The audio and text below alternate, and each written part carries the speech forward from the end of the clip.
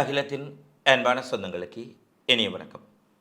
மீண்டும் ஒரு காலையினூடாக சந்தித்திருக்கின்றோம். காசாவில் ஒரு போர் நிறுத்தம் ஏற்படுமா என்ற கேள்வி மிக பெரிய அளவில் எதிர்பார்ப்பை கிளப்பி இருக்கின்றது.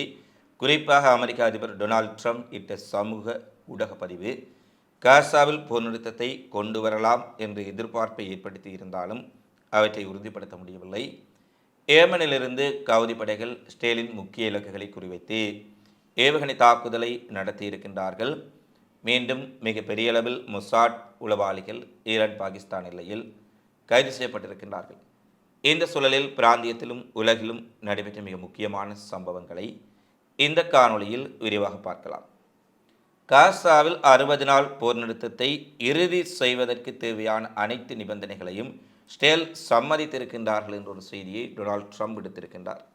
அவர் தன்னுடைய சமூக ஊடக பதிவில் இன்று வெளியிட்டுள்ள சூழலில், இன்று நீண்ட மற்றும் பயனுள்ள சந்திப்பை என்னுடைய பிரதிநிதிகள் ஸ்டேலின் உடைய நெதன்யாகு அலுவலகத்துடன் நடத்தியிருக்கின்றார்கள்.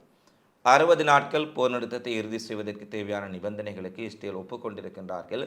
அதே நேரத்தில் போரை முடிவுக்கு கொண்டு வர அனைத்து தரப்பினருடனும் இணைந்து பணியாற்றுவோம்.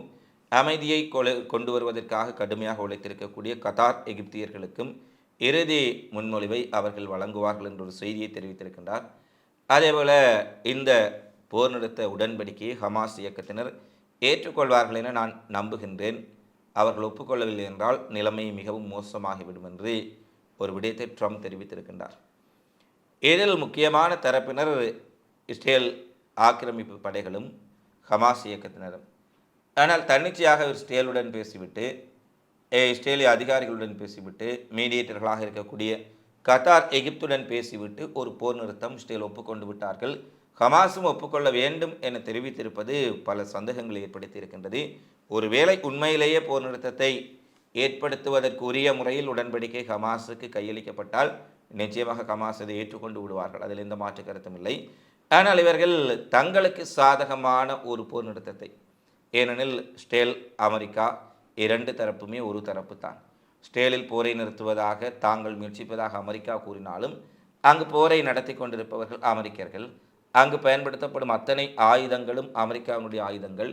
இந்த சூழ்நிலையில் இஸ்ரேலுடன் பேச்சுவார்த்தை நடத்தி நாங்கள் மிக கடினமாக இந்த போர் நிறுத்தத்தை கொண்டு வந்தோம் என்று ட்ரம்ப் சொன்னால் அது ஒரு நகைப்புக்குரிய விடயம். ஏனெனில் இந்த போர் புரியும் தரப்புகளே அமெரிக்காவும் இஸ்ரேலும் தான். அமெரிக்காவினுடைய போரைத்தான் இஸ்ரேல் நடத்தி கொண்டிருக்கின்றார்கள். இந்த சூழ்நிலையில் ஹமாஸ் இயக்கத்தினர் இந்த போர் நிறுத்தத்தை ஏற்றுக்கொள்வார்களா, போர் நிறுத்தம் அமலுக்கு வருமா என்பது ஒரு மிகப்பெரிய கேள்வி. ஒருவேளை ஹமாஸ் இயக்கத்தினரும் ஏற்றுக்கொள்ளத்தக்க வகையில் இந்த போர் நிறுத்த சரத்துக்கள் அங்கே இருக்கக்கூடிய விடயங்கள் இறுதி செய்யப்பட்டு ஹமாஸ் இயக்கத்தினரும் அதை ஏற்றுக்கொண்டால் நிச்சயமாக அது ஒரு மகிழ்ச்சிக்குரிய விடயம். ஏனெனில் காசா மக்களினுடைய நிலைமை என்பது நினைத்து பார்க்க முடியாத ஒரு துயரம். நேற்றைய காணொளியிலும் நாங்கள் பதிவிட்டிருந்தோம்.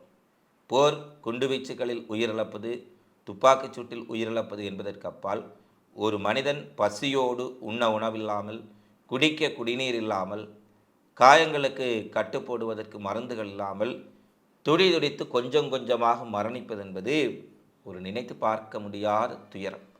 அந்த துயரத்தை பாலஸ்தீன சகோதர சகோதரிகள் அங்கே சந்தித்து கொண்டிருக்கின்றார்கள். அது நீங்க வேண்டும். இந்த தற்காலிக 60 நாள் போர் நிறுத்தமாவது ஏற்பட்டால் அவர்கள் கொஞ்சமாவது மூச்சு விடுவதற்கு இந்த போர் நிறுத்தம் வழியை ஏற்படுத்தும். இது ஒரு நிரந்தர போர் நிறுத்தமாக மாற வேண்டும். காசாவிலும் பாலஸ்தீனத்திலும் அமைதி ஏற்பட வேண்டும் என்பதுதான் எங்கள் ஒவ்வொருவருடைய விருப்பமாகவும் இருக்கின்றது. இந்த நிலையில் காசா போர் நிறுத்தம் ஏற்படுமா இல்லையா என்பதை உலகம் முழுவதும் ஆவலுடன் எதிர்பார்ப்பதைப் போல நாங்களும் ஆவலோடு எதிர்பார்த்திருக்கின்றோம். அடுத்து, உளவை பெறுவதற்காக இஸ்ரேல் படைகளினால் கொல்லப்பட்ட பாலஸ்தீனர்களின் எண்ணிக்கை 600 கடந்திருப்பதாக சர்வதேச மனித உரிமைகள் அமைப்பு தெரிவித்திருக்கின்றது.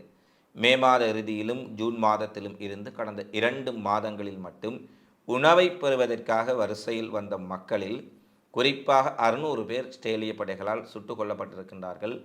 4278 பேர் காயப்படுத்தப்பட்டிருக்கின்றார்கள். இவர்கள் சண்டையிலோ அல்லது இஸ்ரேலினுடைய விமான தாக்குதலிலோ கொல்லப்பட்டவர்கள் கிடையாது. உணவை பெறுவதற்காக உதவி நிறுவனத்திற்கு வருகை தந்தவர்கள்.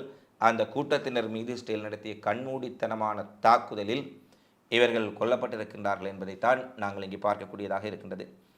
அடுத்து, இஸ்ரேலுக்கு F-35 விமானங்களின் உதிரி பாகங்களை வழங்குவதற்கு எதிராக பிரிட்டனில் ஒரு வழக்கு தாக்கல் செய்யப்பட்டிருந்தது. அந்த வழக்கில் குழந்தைகளை கொன்றொழிக்கக்கூடிய இஸ்ரேல் இராணுவத்திற்கு, அப்பாவி சிவிலியன்களை கொன்றொழிக்கக்கூடிய இஸ்ரேல் இராணுவத்திற்கு பிரிட்டன் F-35 விமானங்களுக்குரிய பாகங்களை வழங்குவது ஒரு இனப்படுகொலையில் பங்களிப்பை செய்வதைப் போல என ஒரு மனித உரிமை சார்ந்தவர்கள் பிரிட்டனிலும் இருக்கக்கூடிய மனித உரிமை அமைப்புகள் ஒரு வழக்கை தாக்கல் செய்திருந்தார்கள்.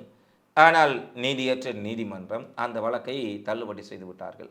அதாவது F-35 விமானங்களின் உதிரிப்பாகங்களை இஸ்ரேலுக்கு பிரிட்டன் வழங்குவதில் எந்த தடையும் கிடையாது. அவர்கள் குண்டுகளை போட்டாலும், மக்களை கொன்றாலும், குழந்தைகளை கொன்றாலும் எங்களுக்கு கவலை இல்லை என்பதைப் போல இஸ்ரேலின் இனப்படுகொலை அரசுக்கு F-35 விமானங்களை வழங்குவதற்கு, பாகங்களை வழங்குவதற்கு லண்டன் நீதிமன்ற தீர்ப்பு வழங்கப்பட்டிருந்தது. இது சர்வதேச அளவில் மனித உரிமைகள் அமைப்புகள் மத்தியில் பெரிய அளவில் ஏமாற்றத்தை அளித்திருந்தது. உண்மையில் அது நீதிமன்றமா அல்லது நீதியற்ற மன்றமா என்பது கூட நமக்கு ஒரு கேள்வியாக இருந்தது. இந்த நிலையில் இந்த தீர்ப்பு மிகப்பெரிய ஏமாற்றத்தை அளிப்பதாக தெரிவித்துள்ள மனித உரிமை அமைப்புகள் இந்த தீர்ப்புக்கு எதிராக மேல்முறையீடு செய்வது குறித்து பரிசீலித்து வருவதாக குளோபல் லீகல் ஆக்ஷன் நெட்வொர்க் என்ற அமைப்பு, அல்ஹக் என்ற அமைப்பும் தெரிவித்திருக்கின்றார்கள். F-35 கார்வே அவுட் மூலம் இஸ்ரேலுக்கு ஆயுதம் வழங்குவதை தொடரும் அரசாங்கத்தின் முடிவுகள் சர்வதேச சட்ட கடமைகளுக்கு இசைவானதா, மனிதநேய மனித உரிமைகள் சார்ந்த சட்டத்திற்கு ஏற்றுக்கொள்ளக்கூடியதா, இதில் பாராளுமன்றத்தின் பங்கு நீதிமன்றத்தின் பங்கு அல்ல என்று உயர்நீதிமன்றம் கூறியதெடுத்து இப்போது செயல்படுவது இங்கிலாந்து நாடாளுமன்றத்தினுடைய பொறுப்பாகும். இவர்கள் மனித உரிமைகளுக்கு அப்பாற்பட்டு மனித இனப்படுகொலைக்கு ஆதரவான பக்கத்தில் நிற்கப் போகின்றார்களா அல்லது இனப்படுகொலைக்கு எதிராக முடிவு எடுக்கப் போகின்றார்களா என்பது பிரிட்டன் நாடாளுமன்றத்தின் கைகளுக்கே நாங்கள் விடுகின்றோம் என அந்த அமைப்பினர் ஒரு கவலையோடு விரக்தியோடு தெரிவித்திருக்கின்றார்கள். அடுத்து இன்றைய தினம் ஏமனிலிருந்து கவுதிப்படை இஸ்ரேல் மீது மிகப்பெரிய அளவிலான ஏவுகணை தாக்குதல் நடத்தியிருக்கின்றார்கள். ஒரே நேரத்தில் ஏவுகணை தாக்குதலையும் பல பகுதிகளில் ட்ரோன் தாக்குதலையும் நடத்தியிருக்கின்றார்கள். அதிலும் பாலஸ்தீனம் டு கேப்பர்சோனிக் ஏவுகணை மூலம் பெங்குரியன் விமான நிலையத்தை தாம் தாக்கியிருப்பதாக கவுதிப்படையின் செய்தி தொடர்பாளர் ஜாக்கே ஷாரி உறுதிப்படுத்தியிருக்கின்றார். இந்த நடவடிக்கைகள் காரணமாக இஸ்ரேல் முழுவதும் மிகப்பெரிய பதற்றம் ஏற்பட்டது. கவுதிகளுடைய பாலஸ்தீனம் டு கேப்பர்சோனிக் ஏவுகணைகள் பெங்குரியன் விமான நிலையத்தை நோக்கி ஏவப்பட்ட போது டெல்லவிவ் பெங்குரியன் பல்வேறுபட்ட பகுதிகளில் அவசரமாக சைரன்கள் ஒலிக்க விடப்பட்டதால் லட்சக்கணக்கான இஸ்ரேலியர்கள் அவசரமாக தங்குமிடங்களுக்குள்ளும் பங்கர்களுக்கும் சென்று பதுங்கி கொண்டார்கள். மிகப்பெரிய அளவில் அச்ச நிலை ஏற்பட்டது. பணியிடங்களில் இருந்தவர்கள் எல்லாம் அங்கிருந்து அவசரமாக நிலக்கீழ் அறைகளுக்கு சென்றிருந்தார்கள். இஸ்ரேல் முழுவதும் ஒரு பதற்றமான சூழ்நிலை. இந்த நிலையில் 2 கேப்பர்சோனிக் ஏவுகணைகள் மட்டுமல்ல பல ட்ரோன் தாக்குதலையும் கவுதிப்படை நடத்தியிருப்பதாக தெரிவித்திருக்கின்றார்கள். இஸ்ரேலின் கேந்திர முக்கியத்துவம் வாய்ந்த இலக்குகளை நோக்கி தாங்கள் ட்ரோன் தாக்குதலை நடத்தியிருக்கின்றோம். இந்த ட்ரோன் தாக்குதலும் வெற்றிகரமாக அமைந்திருப்பதாக கவுதிகள் தெரிவித்திருக்கின்றார்கள். ஆனால் கவுதிகளினுடைய ஏவுகணைகளையும் ட்ரோன்களையும் தாம் நடுவானிலேயே இடைமறித்து அளித்து விட்டோம் என IDF இராணுவமும் தெரிவித்திருக்கின்றது. இதில் எந்த விடயம் உண்மை என்பதை இந்த காணொலியை பதிவேற்றும் இந்த நேரம் வரை எங்களால் உறுதிப்படுத்த முடியவில்லை. இருந்தபோதிலும் கவுதிகளினுடைய கேப்பர்சோனிக் தாக்குதல் காரணமாக இஸ்ரேல் முழுவதும் ஒரு மிகப்பெரிய பதற்ற நிலை ஏற்பட்டிருந்தது என்பதை செய்தி ஊடகங்களும் உறுதிப்படுத்தியிருக்கின்றார்கள். அடுத்து ஈரான் முழுவதும் மொசாட் உளவாளிகள் மிகப்பெரிய அளவில் கைது நடவடிக்கைக்கு உட்படுத்தப்பட்டிருக்கின்றார்கள். ஏனெனில் மொசாட்டினுடைய சதித்திட்டங்கள், ஈரானுக்குள் உடுவி மொசாட் செய்த படுகொலைகள் ஈரான் முழுவதும் மிகப்பெரிய கோபத்தை ஏற்படுத்தி இருக்கின்றது. மொசாட் உளவாளிகள் என்று உறுதிப்படுத்தப்பட்டால் அவர்களுக்கு மரண தண்டனையுடன் வழங்குங்கள் என ஈரான் மக்களே தற்போது அரசுக்கு கோரிக்கை விடுக்கின்றார்கள். இதுவரை ஈரான் அரசு மரண தண்டனைகளை இவ்வளவு நிறைவேற்றக்கூடாது, மரண தண்டனைகளுக்கு எதிராக நாங்கள் குரல் கொடுக்க வேண்டும் என்று பேசிய ஈரான் மக்கள் எங்கள் நாட்டுக்குள் இவ்வளவு அழிவை இவர்கள் ஏற்படுத்தி விட்டார்கள். எனவே இங்கே இருக்கக்கூடிய துரோகிகளாக இருக்கலாம், வேறு நாடுகளை சேர்ந்த மொசாட் உளவாளிகளாக இருக்கலாம், பிடித்து அவர்களுடைய ஆதாரங்கள் உறுதிப்படுத்தப்பட்டால் அவர்களுக்கு தூக்கு தண்டனை விதியுங்கள் என இஸ்ரேல் மக்கள் தங்கள் சமூக வலைத்தளங்களில் என்று பேச ஆரம்பித்திருக்கின்றார்கள் என்பதுதான் ஒரு மாற்றம். இந்நிலையில்தான் சிஸ்தான் பலுசிஸ்தான் பகுதியில், அதாவது ஈரான் பாகிஸ்தானிய எல்லை பகுதியில் 50 சியோனிச உளவாளிகள், ஒத்துழைப்பாளர்கள் மற்றும் நாசகாரர்களை கைது செய்திருக்கின்றோம். அவர்களை கைது செய்யும் பொழுது சிலர் IRGC படைகள் மீதும் ஈரானிய போலீசார் மீதும் தாக்குதல் நடத்த முற்பட்டிருக்கின்றார்கள். இதன் காரணமாக ஈரானிய போலீசார் 2 பேர் காயப்படுத்தப்பட்டிருக்கின்றார்கள். 2 பயங்கரவாதிகளை நாங்கள் சுட்டுக் கொண்டிருக்கின்றோம். கைது நடவடிக்கையின் போது ஏற்பட்ட மோதலில் இந்த அசம்பாவிதங்கள் நடைபெற்றிருப்பதாக இன்றைய நாளில் ஈரானினுடைய காவல்துறை தெரிவித்திருக்கின்றது. அதே போல் மொசாட் உளவாளிகள் பயன்படுத்தக்கூடிய பல்வேறுபட்ட உளவு சாதனங்கள், அதிநவீன தொலைத்தொடர்பு சாதனங்கள், சேட்டலைட் மொபைல் ஃபோன்ஸ், அதிக அளவிலான லேப்டாப், ஐபேட் போன்றவையும் பல்வேறுபட்ட பகுதிகளில் ஈரான் போலீசாரால் தொடர்ச்சியாக கைப்பற்றப்பட்டிருப்பதான செய்திகளும் வெளியாக இருக்கின்றன. அதேபோல் ஈரானுக்குள் ஸ்டேல் உளவாளிகள் மிகப்பெரிய அளவில் உளவு நடவடிக்கைகளில் ஈடுபடுவதைப் போல ஸ்டேலுக்குள்ளும் ஈரானுக்காக 2 ஸ்டேலியர்கள் உளவு நடவடிக்கையில் ஈடுபட்டிருக்கின்றார்கள்.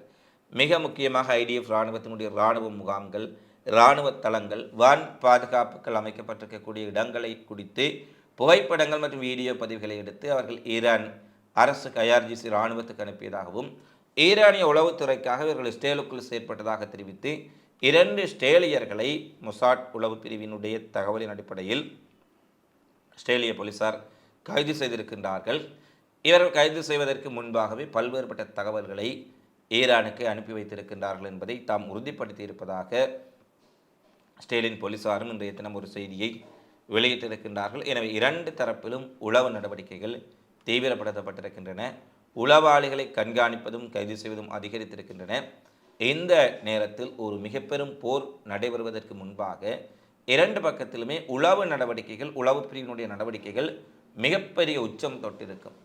எனவே இந்த உளவாளிகளினுடைய நடமாட்டம், கைதுகள், அவர்களுடைய வேகமான நடவடிக்கைகளை பார்க்கின்ற பொழுது மிகப்பெரிய அளவிலான போரின் விளிம்பில் ஈரான் புரட்சிகர காவலர் படையும் ஸ்டெல் ஆக்கிரமிப்பு படைகளும் இருக்கின்றார்கள் என்பதை நாங்கள் தெளிவாக பார்க்கக்கூடியதாக இருக்கின்றது.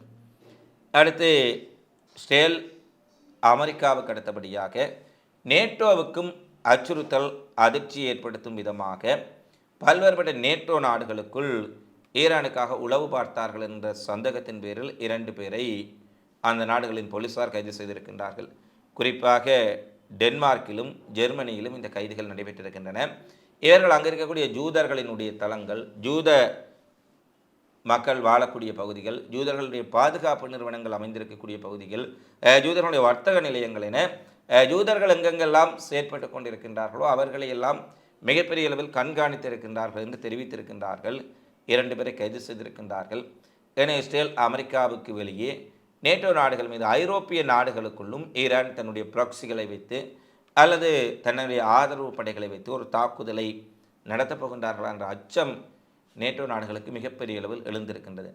ஏனெனில் 2 உளவாளிகள் கைது செய்யப்பட்ட பின்னர் ஜெர்மன், டென்மார்க் நாடு முழுவதும் மிகப்பெரிய தேடுதல் வேட்டைகள், சுற்றி அழைப்புகள், ஈரான் மக்கள் எங்கெங்கெல்லாம் இருக்கின்றார்களோ அங்கெல்லாம் அடாத்தாக நுழைந்து இரவில் கூட சோதனை நடவடிக்கைகள் என மிகப்பெரிய அளவில் இவர்கள் அச்சப்பட்டிருக்கின்றார்கள் என்பதை பார்க்கக்கூடியதாக இருக்கின்றது. ஆனால் வேண்டுமென்று ஈரானியர்கள் மீது அவதூறு பரப்புவதற்காக அவர்கள் உளவாளிகள் என தொடர்ந்து கைது செய்யப்படுவதாக ஈரான் அரசும் தெரிவித்திருக்கின்றமை வெளிவிவகார அமைச்சினூடாக வெளிவந்திருக்கின்றது. அடுத்த இறுதியாக அமெரிக்காவின் கலிபோர்னியாவின் ஜோலா கவுண்டியில் இருக்கக்கூடிய மிகப்பெரிய பட்டாசு தொழிற்சாலையில் பாரிய வெடி விபத்து ஏற்பட்டு அந்த பட்டாசு தொழிற்சாலை முற்றாக வெடித்து சிதறி எரிந்து கொண்டிருப்பதான செய்திகள் வெளியாக இருக்கின்றன. தீயை கட்டுப்படுத்துவதற்காக அங்கு ஹெலிகாப்டர்களும் தீயணைப்பு வாகனங்களும் அவசரமாக அனுப்பி வைக்கப்பட்டிருக்கின்றது என்ற செய்திகளும் தற்போது வெளியாக இருக்கின்றன. இவைதான் இன்றைய நாளில் வெளியான மிக முக்கியமான செய்தி பிரிவுகளாக, நிகழ்வுகளாக பதிவாக இருக்கின்றன. தினந்தோறும் உலகெங்கு நடைபெறும் செய்திகளை உடனுக்குடன் தெரிந்து கொள்ள அகிலத்தோடு இணைந்திருங்கள். இந்த காலைப்பதி தொடர்பிலான உங்களது மதிப்பான கருத்துக்களை தவறாமல் கமெண்ட்ஸில் பதிவிடுங்கள் என கேட்டுக்கொண்டு மீண்டும் அடுத்த காணொளியில் உங்களை சந்திக்கும் வரை உங்களிடமிருந்து விடைபெறும் நான் உங்கள் அன்பின் சந்துரு. வணக்கம்.